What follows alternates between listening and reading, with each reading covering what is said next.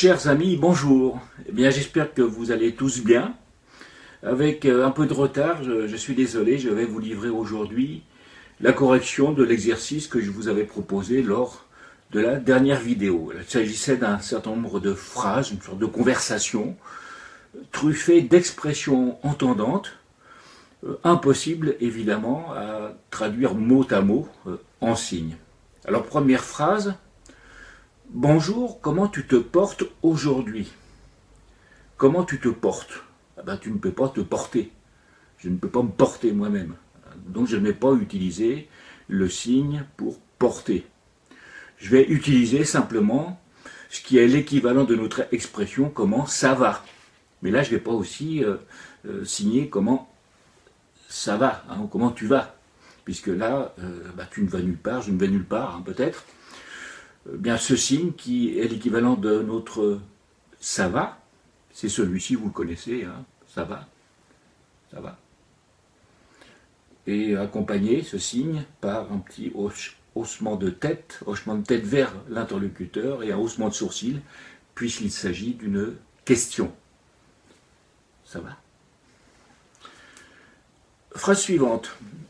J'ai passé une nuit blanche. Une nuit blanche, ça ne va pas le faire comme on le dit, c'est une expression entendante. Comment je vais signer cela? Bien, moi-même j'ai choisi, puisqu'il y a plusieurs interprétations possibles, j'ai choisi l'interprétation suivante. Moi, la nuit dernière, dormir, impossible.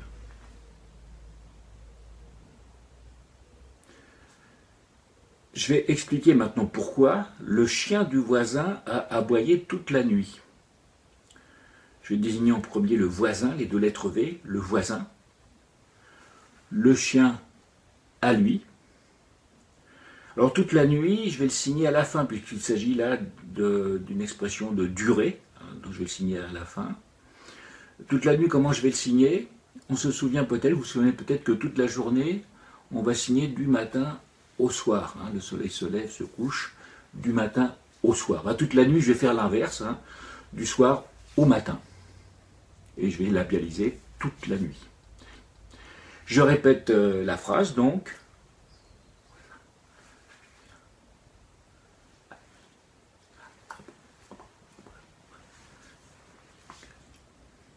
Je poursuis la phrase.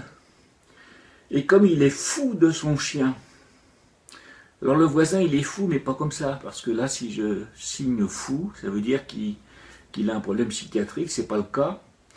Ça veut dire qu'il adore son chien. Et attention, le verbe adorer, il y a plusieurs sens possibles, plusieurs signes possibles d'ailleurs. On peut adorer comme ça, en labialisant pi. Mais cette adoration-là, c'est une adoration pratiquement religieuse, on va dire par exemple Dieu, Dieu j'adore. Donc il y a une connotation religieuse, parfois même dans certains cas idolâtrique. Bon, c'est pas le cas du voisin, il adore son chien dans le sens où il a énormément d'affection pour son chien. Il y a donc une dimension affective, et je vais le signer de cette manière. Voilà, ça veut dire adorer, aimer beaucoup, raffoler. Par exemple, je raffole du chocolat, chocolat. Je répète à propos du chien du voisin.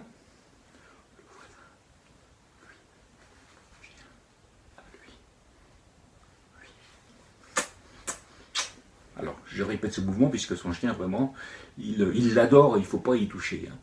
J'ai pris la précaution également de dire chien à lui, lui. Si je signe chien à lui, ça veut dire que moi j'adore son chien. Et ce n'est pas le cas puisqu'il m'a empêché de dormir toute la nuit. On ne peut pas discuter avec lui. Donc, je vais dire avec lui, discuter, impossible. Phrase suivante. Et toi, ça va? Bon, alors c'est la répétition de la première, je ne vais pas vous la refaire, il suffit de reprendre ce que j'ai dit au début. Suite de la conversation, j'ai beaucoup de travail, mais je prends mon temps. Si je signe, ça veut dire je travaille beaucoup. Mais si on lit bien la phrase, ce n'est pas le cas. En fait, j'ai beaucoup de travail, mais je prends mon temps, ça veut dire que je travaille normalement. Comment vais-je signer cette nuance? Voilà ce que je propose. Travail pas fini. Ça veut dire que j'ai du travail qui n'est pas fini, et ce travail pas fini s'accumule. Hein. Je répète, moi,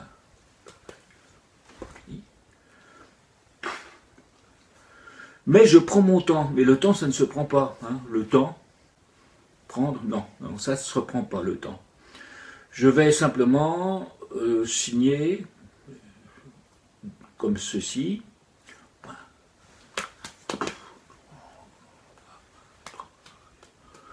Travail normalement, calme. En plus, hier, je suis tombé sur un os. En plus, je ne vais pas opter pour ce signe plus qui est utilisé plutôt pour, dans un sens arithmétique ou mathématique. J'aime bien utiliser ce signe qui veut dire rajouter. Hein.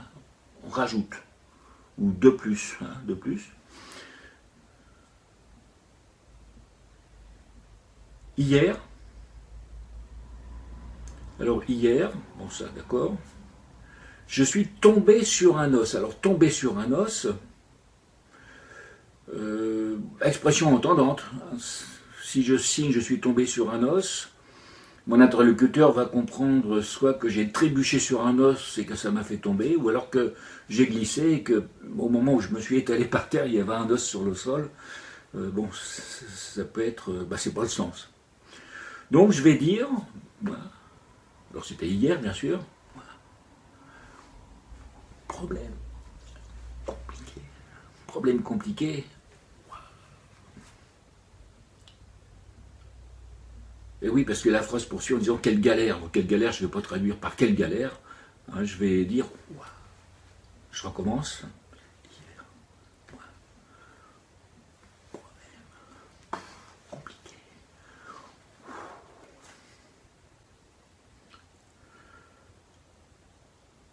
Mais comme j'ai le bras long, voilà, j'ai le bras long, intraduisible également tel quel en langue des signes, j'ai pas le bras qui s'allonge.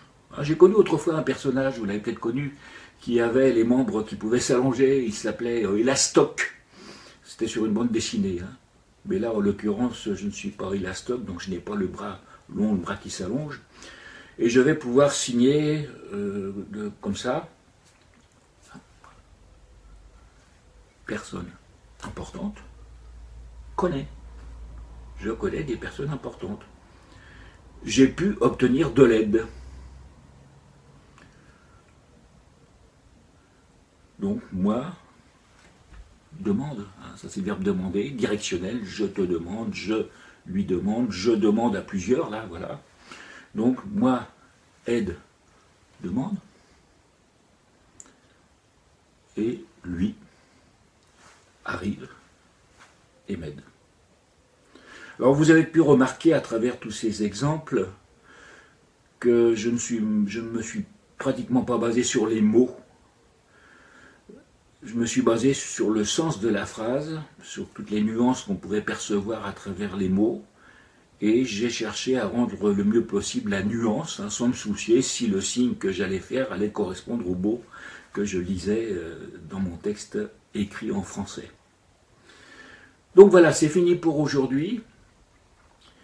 La prochaine fois, je suis désolé, je vais devoir vous faire attendre puisque je vais être indisponible jusqu'à mi-octobre. Mais pendant ce temps-là, hein, je vais quand même réfléchir à ce que je vais pouvoir également vous proposer à la rentrée. Mais en attendant, vous pouvez vous préparer à discuter avec des sourds que vous allez peut-être rencontrer dans la rue. Hein. Vous en savez assez maintenant, si vous avez suivi mes vidéos depuis le départ. Vous en savez assez pour pouvoir commencer à entreprendre des conversations. Alors le mieux, c'est de vous approcher d'une personne que vous avez repérée, un couple peut-être qui signe, et puis vous dites bonjour. Et votre interlocuteur tout de suite va vous dire, mais toi, sourd, hein, parce que c'est quand même pas tous les jours que un sourd croise un sourd dans la rue. Et vous allez répondre quoi? Ben non, moi, entendant, signe, apprend. Et voilà donc un début de conversation. Après, peut-être que votre interlocuteur va dire, mais toi, tu habites où? Alors préparez-vous aussi à signer le nom de votre ville, à moins que votre ville ait déjà un signe. Il y a des villes qui ont un signe, comme Paris, Marseille par exemple. Donc voilà une suggestion. Ben maintenant, il est temps pour moi de vous laisser. Je vous souhaite à tous et à toutes une très bonne continuation. Et puis à très bientôt, donc après le 15 octobre. Au revoir à tous.